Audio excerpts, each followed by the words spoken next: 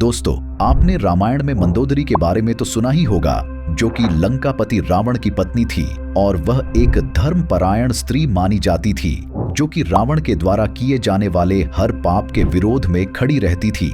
रामायण के अनुसार जब रावण ने माता सीता का हरण किया तो लंका में सबसे पहले रावण का विरोध करने वाली मंदोदरी ही थी और वह बार बार रावण से माता सीता को भगवान राम के पास वापस भेजने के लिए निवेदन करती रहती थी, लेकिन रावण ने मंदोदरी की एक भी नहीं सुनी, जिसके कारण उसकी मृत्यु भगवान श्री राम के हाथों से हुई।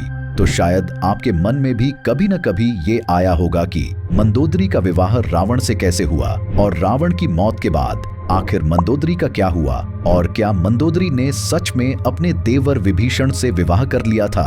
तो चलिए इन्हीं सवालों के बारे में हम आज की वीडियो में बात करते हैं। हिंदू पुराणों में उल्लेखित कथा के अनुसार मधुरा नाम की एक अप्सरा भगवान शिव से बहुत ही ज्यादा आकर्षित रहती थी, इसलिए एक बार वह भगवान शिव से मिलने कैलाश पर्वत तक जा पहुंची। जब वह कैलाश पहुंची तो उस समय भगवान शिव ध्यान मुद्रा में अकेले बैठे हुए थे और माता पार्वती उस समय वहां पर मौजूद नहीं थी। जब अप्सरा मधुरा ने भगवान शिव को अकेला देखा तो उन्हें लुभाने की कोशिश करने लगी। इसी दौरान वहां पर माता पार्वती आ गई और मधुरा को देखकर उन्हें उस पर बहुत ज्यादा क्रोध आ गया और क्रोध में उन्होंने मधुरा को श्राप दे दिया कि तुम आज ही एक मेढक बन जाओगी और अगले 12 वर्ष तक मेढक के रूप में जीवन व्यतीत करोगी। जिससे मधुरा बहुत डर गई और हाथ जोड़कर माता पार्वती से माफी मांगने लगी, लेकिन माता पार्वती उसे माफ नहीं कर रही थी। जिसके बाद भगवान शिव के आग्रह पर माता पार्वती ने कहा कि अगर तुम 12 साल तक कठोर तप करोगी तो तुम अपने वास्तविक रूप को फिर से प्राप्त कर सकोगी। जिसके तुरंत बाद मधुरा मेढक बन गई और वह धरती पर चली गई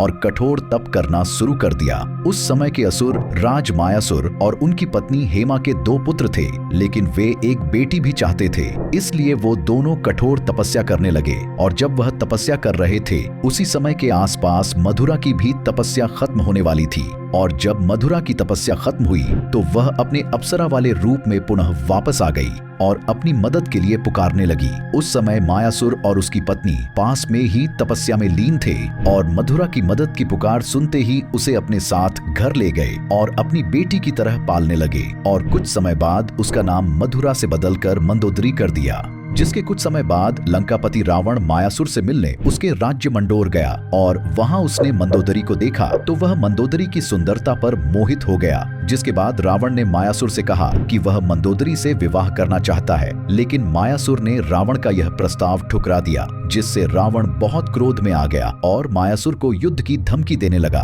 और जब यह बात मंदोदरी तक पहुंची तो वह बहुत चिंतित हुई, क्योंकि वह जानती थी कि रावण मायासुर से ज्यादा ताकतवर है और मायासुर रावण से युद्ध में जीत नहीं सकता। इसलिए मंदोदरी ने मायासुर की रक्षा के लिए रावण से विवाह कर लिया। विवाह के पश्चात लंका जाने के बाद मंदोदरी रावण को बहुत सारे पापों को करने से रोकने लगी, चाहे वह माता सीता का हरण हो, लेकिन रावण मंदोदरी की नहीं सुनता था। जिसके बाद वह भगवान राम के हाथों से मृत्यु को प्राप्त हुआ। जब रावण की मृत्यु हो गई और विभीषण को लंका का राजा बना दिया गया तो भगवान राम ने मंदोदरी को विभीषण से विवाह करके नया जीवन शुरुआत करने की सलाह दिया, लेकिन मंदोदरी ने ऐसा करने से इनकार कर दिया। लेकिन कुछ पुराणों की माने तो कुछ समय बाद मंदोदरी ने विभीषण से विवाह करके लंका का राजपाट चलाने में विभीषण की मदद करने लगी। दोस्तों, आपको यह जानकारी कैसी लगी? अपने अनुभव को कमेंट करने के साथ चैनल को सब्सक्राइब जरूर करें।